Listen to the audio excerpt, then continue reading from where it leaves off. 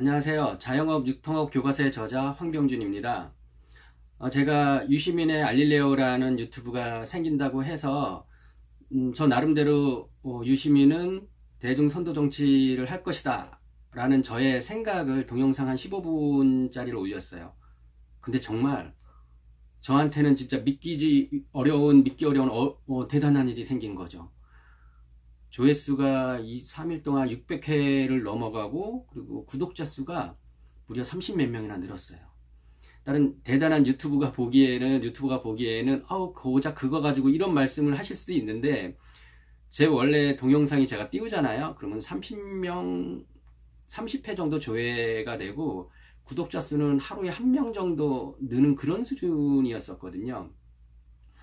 그러다가 이렇게 갑자기 조회수가 딱 많아지니까 저도 이제 흥분도 되고, 느낀 게 뭐냐면, 유시민이라는 사람에 대해서 많은 사람들이 큰 기대를 갖고 있고, 그 사람의 파급력은 정말 대단하구나는 걸 느꼈어요. 그래서 저도 동영상 하나를 띄우더라도 진짜 팩트에 입각해서, 사실에 입각해서, 그리고 진심을 담아서 올려야 되겠다라는 생각이 많이 들었습니다. 그래서 초심을 잃지 말고 다시 또 잘해야겠다라는 결심도 섞게 됐고요. 그러기 전에 제가 동영상이 한 27편이 올라와 있는데, 놀라운 사실은 그 유시민 작가에 관한 동영상을 올리기 전까지는 악성 댓글이 하나도 없었어요. 그리고 무조건 다 좋아요. 왜냐? 그때 당시엔 구독자가 32명 있었고, 그리고 그렇게 뭐 이슈적인 얘기를 한 것도 아니고, 제 책 내용을 제가 강의를 하고 에피소드를 얘기하는 거기 때문에 그랬어요. 근데 이 정치라는 주제를 갖고 얘기를 딱 하다 보니까 싫어요도 좀 달리고, 그 다음에 최초로 악성 댓글이 달렸습니다. 근데 제가 삭제를 했어요. 왜 삭제를 했냐면, 사람이 아침에 만나면 기분 좋게 인사하고 웃는 얼굴 보면 좋잖아요. 근데 제가 제 유튜브 채널을 열었는데 그 댓글이 계속 보이면 기분이 우울할 거 아니에요. 그리고 다른 사람들도 그걸 보면 뭐 저한테 많이 방문할지 어떨지 모르겠지만, 그걸 보면 기분 별로 좋을 리가 없어요. 그런 글을 봐가지고 기분 좋은 사람은 전 세상에 없을 거라고 생각합니다. 그분이 나한테 이제 한 거는, 그래요. 님 자식들한테도 그렇게 가르치냐? 이 말이요. 전 상대방하고 얘기하면서 혹은 토론하면서 어, 네 애비애미가 그렇게 가르치냐? 네 자식 새끼 그렇게 가르치냐? 저는 그런 말을 해서는 안 된다고 생각을 해요. 그거는 저희가 개인 대 개인에 관한 어떤 그 사람의 생각과 견해와 사상을 가지고 얘기하는 그런 데에서 엄마 아빠가 나오고 애가 나오는 걸, 그런 걸 가지고 얘기하는 거는, 그 사람은 솔직히 그분이 나이가 많든지 적든지 간에 어떤 정신적 연령이 6세 미만이라고 생각해요. 7세, 8세인 저희 딸내미도 그런 얘기를 안 하는데 그분 그렇게 하더라고요. 저는 네 자식들도 그렇게 가르치냐? 네, 저 그 자식들 그렇게 가르칩니다. 왜냐면 제가, 우리 첫째가 지금 이제 11살이 됐는데, 얘를 임신했을 때 저희 와이프하고 저하고 육아서 20권을 서로 따로따로 읽은 다음에, 그 다음에 자식 교육을 어떻게 시킬 것인가에 대해서 토론을 한 다음에, 그 다음에 이제 결론을 내렸어요. 0세부터 6세까지 학교 들어가기 전까지 책을 많이 읽혀라. 많이 읽어주고. 그래야지 폭넓은 사고를 할 수 있는 기반이 된다. 그 이후에는 어떤 뭐 전문적인 거, 기술적인 거, 그렇게 들어가야, 그래야지 애가 밸런스가 맞는다고 결론을 냈어요. 그래서 저는 버는 돈의 대부분을 책을 사줬어요. 그러니까 저희 와이프가 애를 낳은 지 한 5개월, 몇 개월 됐는데, 애를 안고 하루에 어떤 책을 100회를 읽어주더라고요. 똑같은 책을. 그래서 저는 저 굉장히 귀찮을 텐데, 그래서 너 하고 싶은 대로 해라. 딱 그랬더니 뭐 이틀마다 한 번씩 책이 배달돼 오더라고요. 그 프레벨, 뭐 교원 이런 책이 저희 집에 4,500권이 있어요. 육아, 아이들에 관한 책. 아이들이 초등학교까지 읽을 수 있는 책이. 근데 우리 집에 놀러 온 사람은 인테리어 굉장히 비싸겠다 그러는데, 그 책을 애가 다 읽었냐? 애들은 그리는 게 아니라 스캔을 탁 찍어서 이렇게 넘깁니다. 그럼 하루에도 100권 들리고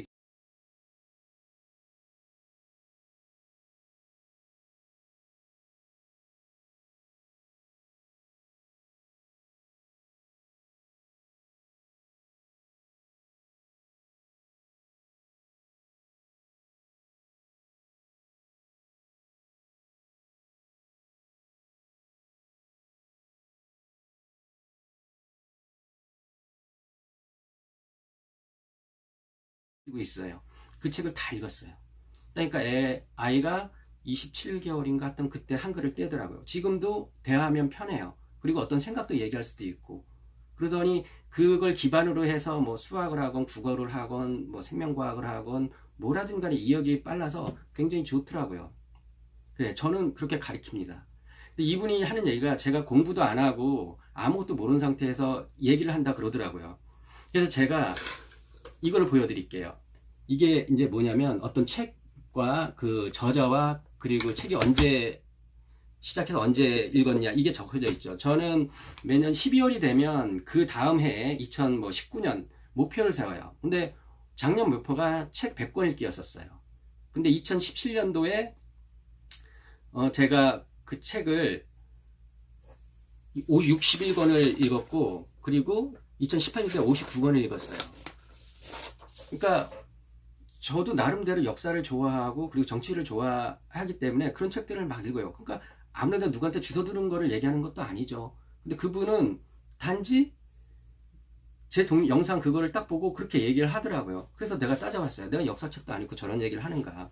따져보니까 2년 동안 한국 역사에 관한 거는 조선개서 조작의 역사, 우리가 배운 백제는 가짜다, 잃어버린 왕들 1편에서 3권까지, 고구려의 1편에서 6편까지, 고구려 완조실력, 살수 1편에서 2편, 아리랑 1편에서 11편, 천년의 금서, 한국사 속의 한국사, 새한국사, 조선상고사, 한단고기, 백두산에 묻힌 발해를 찾아서 삼한지, 정승들의 야사, 교구려와 흉노, 밖에서 본 한국사, 한국사 그들의 숨긴 진실, 한국사 엑스파일, 연개소문전지, 광개토왕이 중국인이라고, 이게 한국에 관한 역사에 관한 책을 읽은 거고, 중국 역사에 관해서는 뭐 맹자, 정국만이 중국사 대발견, 오국지, 삼국지 조조전 1편에서 15편까지, 초한지 1편에서 10편까지, 노노, 한비자, 사마천의 사기, 판세를 읽는 승부사 조조, 조조의 사람 생명, 사마이, 열국지강이, 삼국지강이, 몽골은 왜 고교를 멸망시키지 않았나, 이런 책들을 계속 읽어요.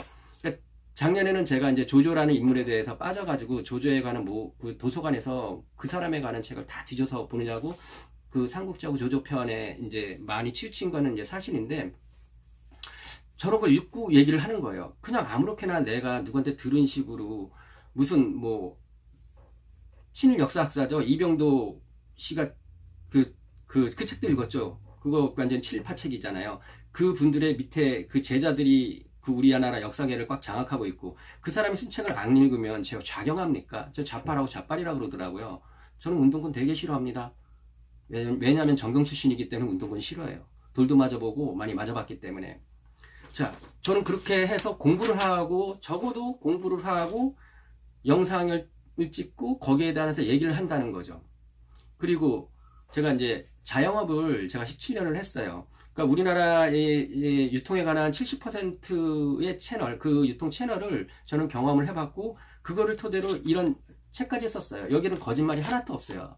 다 실천서이고 사례집이고 하니까.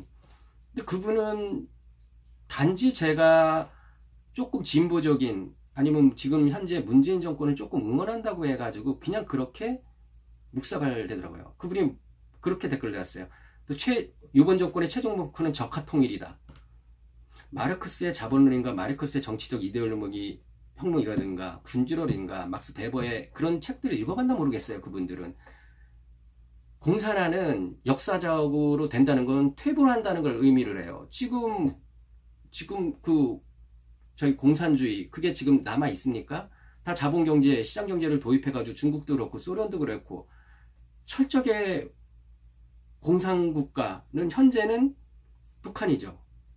근데 북한도 변하고 있다는 거죠. 근데 그분은 아직까지 적화통일이라는 말을 용어를 쓰는 것 자체가 시주에 뒤떨어지는 사람이라고 생각해요. 그분이 제 영상을 딱 보고 만약에 반론을 제기하고 싶으면 언제든지 반론을 제기하세요. 다만 부모님, 애 그런 말 안 하고 한다면 제가 받아들일게요. 그래서 제가 이렇게 약간 흥분해서 얘기한 거는 적어도 제 영상에서는 다른 의견이라든가 아니면 틀린 생각 말씀하셔도 괜찮아요. 저를 욕해도 괜찮아요. 다만 관련도 없는 부모님이나 자식에 대한 욕은 하지 말고 하자는 거죠. 욕설 그런 것도 좀 피했으면 좋겠어요. 얼마나 모질하면 욕하면서요. 시정잡배처럼. 차라리 길바닥에서 싸우고 그냥 그 결론은 경찰서나 검찰에 가가지고 받는 게 낫죠.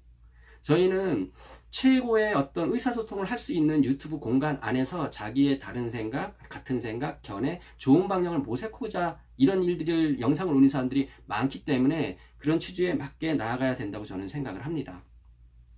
그리고 그분 때문에, 악성 댓글을 단 분 때문에 선의의 피해자가 생겨요. 어떤 분이 첫눈을 기다리며 라는 그 닉네임을 쓰는 분이 계세요.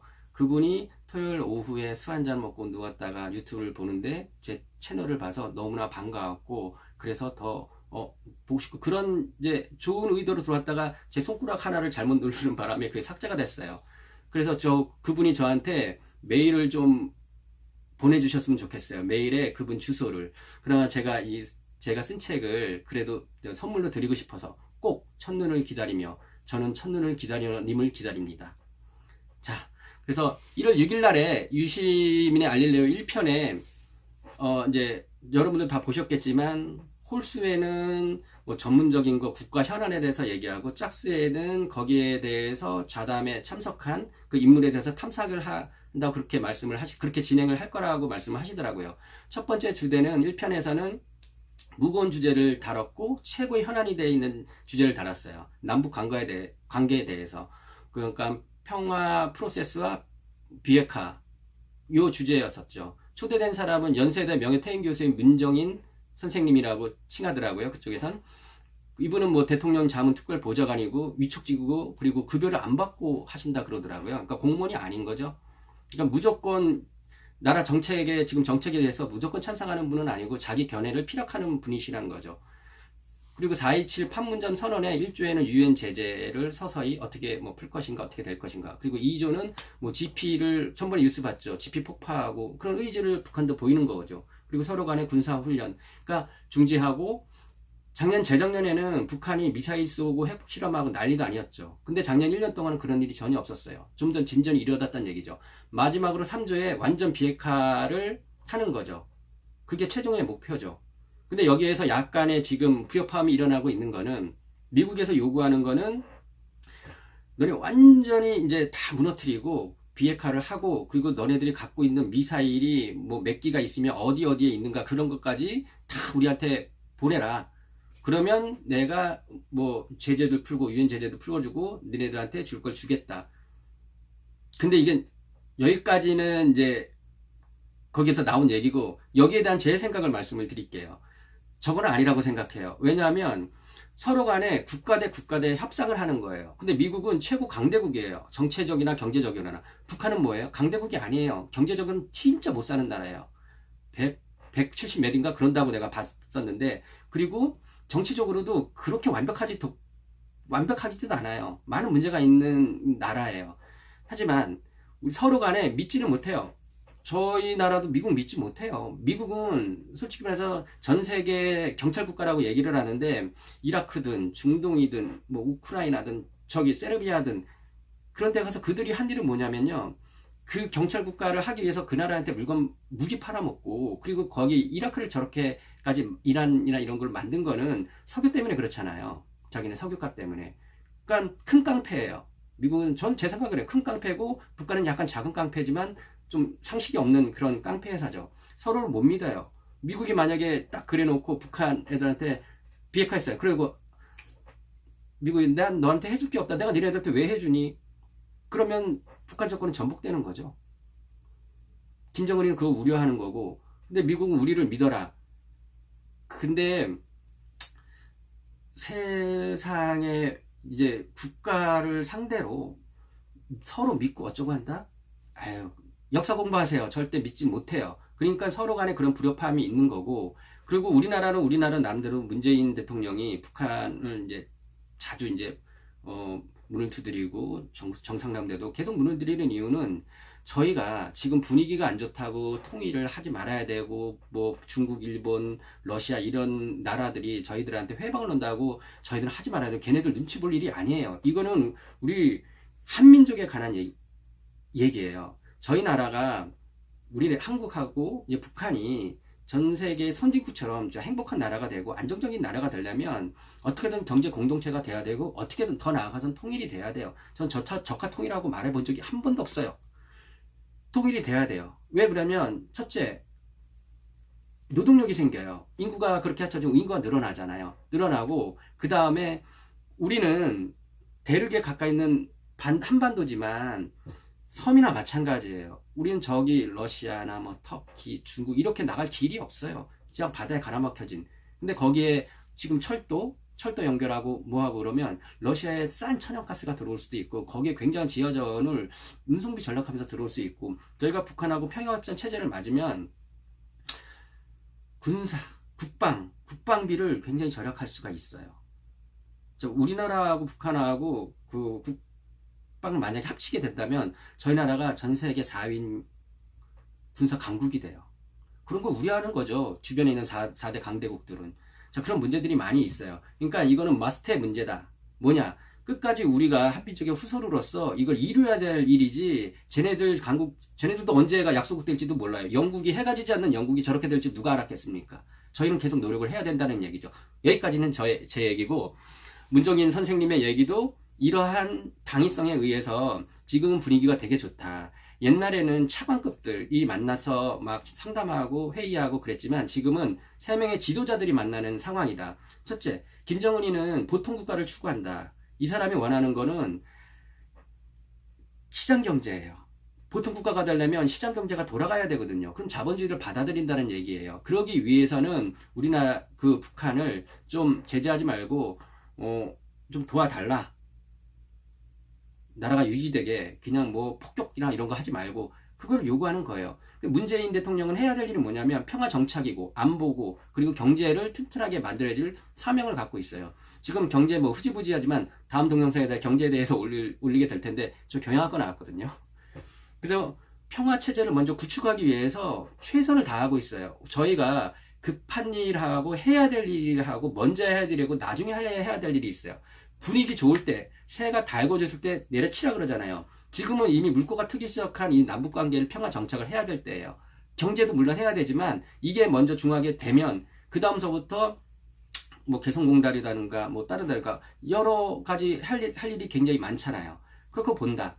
그리고 트럼프는 뭐냐면 미국이 여태 이제 클린턴서부터 오바마까지 내려오는 미국 정권이 전 세계 경찰 국가로서 해가지고 얻은 것도 없어요. 얘는 실익이 없는 거예요. 돈만 계속 쓴 거예요. 별로 이득을 못 보고 욕만 먹는 거죠. 미국민들한테. 그래서 2년 뒤인가 그때 트럼프는 대선을 하잖아요. 대선에 다시 재집권을 하고 정권 차지를 다시 하거나 그러려면 성과를 내야 되거든요. 전 세계에서 문제가 가장 심각한 데가 여기 한반도 지역이거든요. 그럼 이거를 자기가 돈 한 푼 안 들이고 내가 이걸 해결했어. 이런 성과를 내고 싶어 하는 거예요. 그럼 3명의 지도자들이 목적이 다 같은 거예요. 평화 정착이고 경제 안정이에요. 그렇게 해서 어쨌든 분위기 좋으니까 이렇게 해서 밀어붙여야 된다라는 결론을 세 분께서 그 유시민 작가하고 그 다음에 문정인 선생님하고 그리고 배종찬 그 옆에 같이 도와준 그분하고 결론을 내렸습니다. 그래서 저도 그런 생각을 해요. 골리앗과 다윗의 싸움에 있어서 골리앗 쪽에서 다윗 보고 너 돌로 던져서 얼굴 때리기 없다? 이렇게 말하면 안 되는 거죠.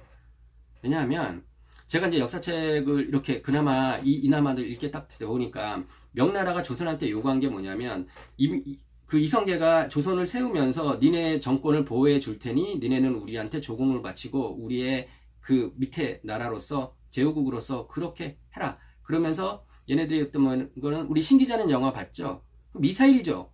신기전. 그걸 못 만들게 했고 대포나 이런 걸 화포나 이런 걸 못 만들게 했고 그 다음에 했던 거는 갈석사. 우리나라가 옛날에 고구려가 왜 이 동아시아를 그렇게 정복할 수 있었던 이유는 철이에요. 철 제동 기술이 가장 뛰어났었거든요. 화살이 갑옷을 못 뚫어요. 근데 수나라나 당나라의 그 갑옷은 뚫어낼 수가 있어요. 우리나라 그 활로 써서 화살이.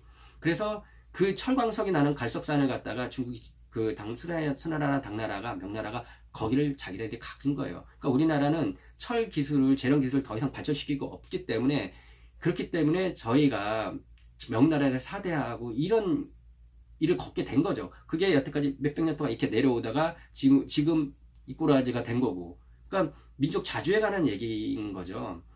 그래서 저는 북한이 지금 하고 있는 어떤 믿지 못할 일, 뭐 김일성, 김정일, 김정은이한테 내려오는 이 사람들 약속을 굉장히 많이 어겼잖아요. 우리하고 미국하고 전 세계하고 한 약속들을 너무나 어겼기 때문에 약간은 비관적이다지만 김정은이도 지금 똥줄 타요. 북한 주민들도 똥줄 타요. 이러다가 굶어 죽게 생겼어요. 그러니까 이참에 양보를 좀 하면서 같이 해야지. 뭐 넌 네가 안 하면 절대 안 돼. 절대 협상으로 이루어지지 않는다고 저는 생각을 합니다. 자, 어떻게 이게 리뷰를 잘 했는지 어땠는지는 잘 모르겠지만 제 생각도 여러분들 말씀을 드렸고요. 그리고 제 영상을 너무나 사랑해 주셔서 감사합니다. 지금 요즘에 너무나 행복해요. 그러니까 제가 제 자영업 유통업 교과서에 관한 강의를 하면서도 30회 조회수가 나오는 것도 행복한데 이런 일로 해서 제 영상을 좀 더 다른 영상들도 많이 보시더라고요. 그래서 나중에 꼭 제가 보답할 일이 생길 것 같습니다. 자, 다음 시간에도 또 영상을 올리면서 제 생각과 여러분들의 생각을 같이 공유하고 싶습니다. 욕설 금지! 그렇게 하고 우리 아름다운 토론 문화를 정착시켜서 이 나라를 바꾸어 나가는 자그마한 힘이 됐으면 좋겠습니다. 네, 다음 시간에 또 뵙겠습니다. 감사합니다.